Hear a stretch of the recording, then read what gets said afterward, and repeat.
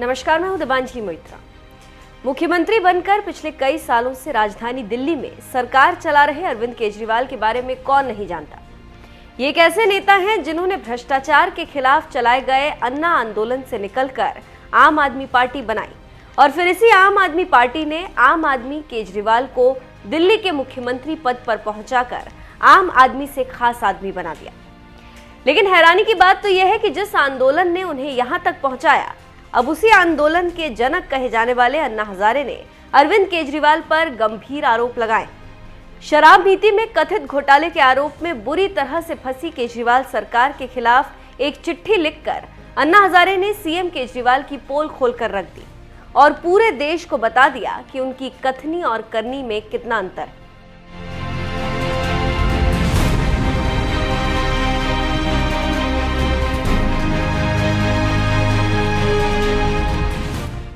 दरअसल राजनीति में आने से पहले अरविंद केजरीवाल एक सामाजिक कार्यकर्ता हुआ करते थे, जो अन्ना हजारे के आंदोलन वाले मंच से भारत माता की जय के नारे लगाया करते थे। भारत माता की जय! भारत माता की जय! भारत माता की जय के नारे लगाने वाले केजरीवाल राजनीति में आने से पहले बहुत क्रांतिकारी बातें किया करते थे, जिनकी एक एक बातों पर जनता तालियां बजाया करती थी। समाज सुधारने की बात करने वाले केजरीवाल ने अन्ना आंदोलन के दौर में ही एक किताब भी लिखी थी, जिसका नाम स्वराज है। इसी किताब में अरविंद केजरीवाल ने शराब से समाज को होते नुकसान पर गहरी चिंता जताते हुए गांवों में शराब की लत नाम से समस्या और सुझाव लिखा था, जिसका जिक्र करते हुए अन्ना हजारे ने केजरीवाल को भेजे अपने पत्र में लिखा, राजनीति में जाने से पहले आपने स्वराज नाम से एक किताब लिखी थी। इस किताब की प्रस्तावना आपने मुझसे लिखवाई थी। इस स्वराज नाम की किताब में आपने ग्राम सभा शराब नीति के बारे में बड़ी बड़ी बातें लिखी थी। किताब में आपने जो लिखा है वो आपको याद दिला रहा हूं। अन्ना हजारे ने अपने पत्र में केजरीवाल की किताब स्वराज में शराब के बारे में लिखे गए जिस अंश का जिक्र किया है, उसमें केजरीवाल ने लिखा है, समस्या वर्तमान समय में शराब की दुकानों के लिए राजनेताओं की सिफारिश पर अधिकारियों द्वारा लाइसेंस दे दिया जाता है। वे प्रायः रिश्वत लेकर लाइसेंस देते हैं। शराब की दुकानों के कारण भारी समस्याएं पैदा होती हैं। लोगों का पारिवारिक जीवन तबाह हो जाता है। विडंबना यह है कि जो लोग इससे सीधे तौर पर प्रभावित होते हैं, उन्हें इस बात के लिए कोई नहीं पूछता कि क्या शराब की दुकान खुलनी चाहिए या नहीं। इन दुकानों को उन पर थोप दिया जाता है। स्वराज, अरविंद केजरीवाल। स्वराज नाम की अपनी इसी किताब में अरविंद केजरीवाल ने इस समस्या को हल करने के लिए सुझाव देते हुए लिखा है, शराब की दुकान खोलने का कोई लाइसेंस तभी दिया जाना चाहिए जब ग्राम सभा इसकी मंजूरी दे दे और ग्राम सभा की संबंधित बैठक में वहां उपस्थित 90% महिलाएं इसके पक्ष में मतदान करें। ग्राम सभा में उपस्थित महिलाएं साधारण बहुमत से मौजूदा शराब की दुकानों का लाइसेंस भी रद्द करवा सके। स्वराज, अरविंद केजरीवाल। केजरीवाल ने राजनीति में आने से पहले शराब को लेकर ये बातें स्वराज नाम की अपनी किताब में खुद लिखी थी और कहा था कि अगर गांव की महिलाएं चाहेंगी तभी उनके गांव में ठेके खुलेंगे, नहीं तो नहीं खुल सकेंगे। लेकिन राजनीति में आने के बाद दिल्ली में सरकार बनाने वाले अरविंद केजरीवाल के राज में शराब के ठेके को लेकर महिलाओं की कितनी राय ली जाती है, ये बात तो आप भी जानते ही हैं। अगर ऐसा होता तो शराब के ठेके ही बंद हो जाते, क्योंकि कोई भी महिला नहीं चाहेगी कि उसके मोहल्ले में कोई शराब का ठेका खुले। यही वजह है कि आज दिल्ली में सैकड़ों ठेके खुले और धड़ल्ले से चल रहे हैं। इतना ही नहीं, केजरीवाल ने तो शिक्षा विभाग संभालने वाले मनीष सिसोदिया को ही शराब विभाग भी दे दिया और अब आबकारी विभाग संभाल रहे मनीष सिसोदिया पर आबकारी नीति में कथित घोटाले को लेकर गंभीर आरोप लग रहे हैं, जिसकी वजह से केजरीवाल सरकार भी बदनाम हो रही। इतना ही नहीं, बीजेपी तो कथित शराब नीति घोटाले को लेकर केजरीवाल सरकार के पीछे पड़ गई और लगातार इस कथित घोटाले को लेकर केजरीवाल सरकार से जवाब मांग रही। बहरहाल केजरीवाल की कथनी और करनी में जो फर्क दिख रहा है, उस पर आपका क्या कहना है, अपनी राय हमें कमेंट कर जरूर बताएं। साथ ही केजरीवाल सरकार पर हल्ला बोलते हुए बीजेपी नेताओं ने क्या कुछ कहा, आइए आपको सुनाते हैं। अभी तक केजरीवाल साहब ने शराब नीति पर तो जवाब दिया ही नहीं। कभी बोलते हैं हमको अंदर करना चाहते हैं, कभी बोलते हैं हमको तकलीफ दे रहे हैं, कभी बोलते हैं अरे भाई प्रदेश को घाटा हो गया, इतना बड़ा घोटाला हो गया, आंकड़ों सहित सबने रख दिया। तू इधर उधर की बात न कर, तू ये बता कि कारवां लुटा तो लुटा क्यों? ये बताओ ना आप, why are you diverting from it?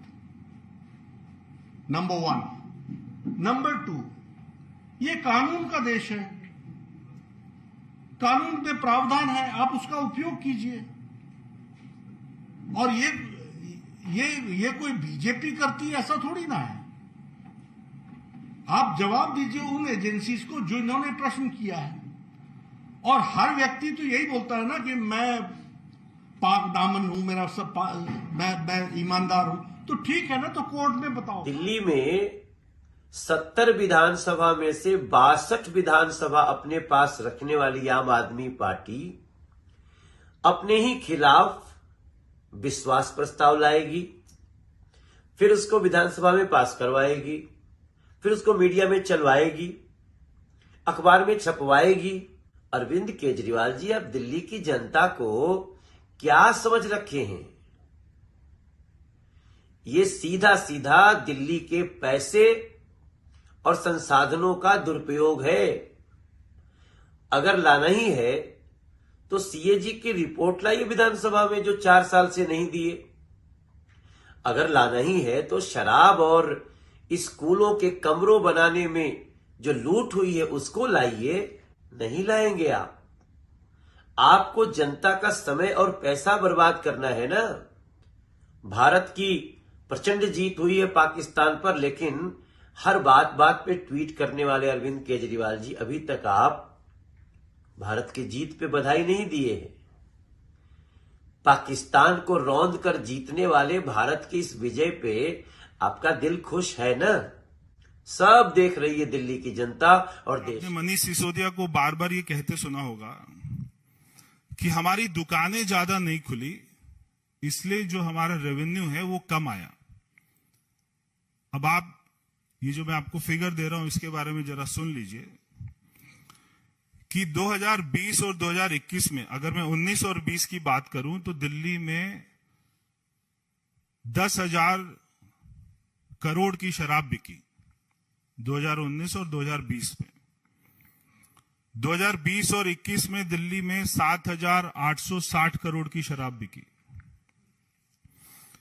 और जब ये पॉलिसी आई तो केवल 7 महीने के अंदर में जो दिल्ली में शराब बिकी है वो अमाउंट है 10,000 करोड़ रुपया।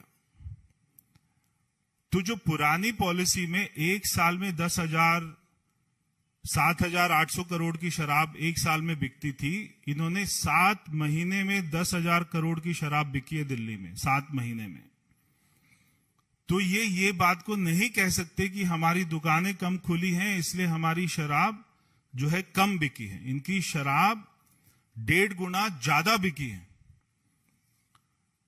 और एक्साइज की ड्यूटी इन्होंने कर दी 1%। अब मैं आपको एक्साइज के ऊपर में भी आपको उनसे सवाल पूछना चाहिए कि 19-20 में आपको एक्साइज ड्यूटी 4,200 करोड़ रुपया सरकार को मिली। 20-21 में एक्साइज आपको 3,300 करोड़ रुपया मिला। मगर जब आप नई पॉलिसी लेके आए तो केवल 158 करोड़ रुपया एक्साइज मिला। एक्साइज 158 करोड़ रुपए, यानी कि एक्साइज में भी लॉस है और आपके रेवेन्यू में भी लॉस है। तो मैं मनीष सिसोदिया जी से पूछना चाहता हूं कि आप इस बात का जवाब दें कि आपकी सरकार को एक्साइज में 3,000 करोड़ का लॉस हुआ है और आपके रेवेन्यू में 3,500 करोड़ का लॉस हुआ है। ये सरकारी लॉस है। ये आपको हुआ है या नहीं हुआ है, इस बात का जवाब दे दे। ये तो सारे डाटा होंगे एक्साइज के पास में, एक्साइज विभाग के पास में, आपके पास में। तो सरकार को पिछले साल की तुलना से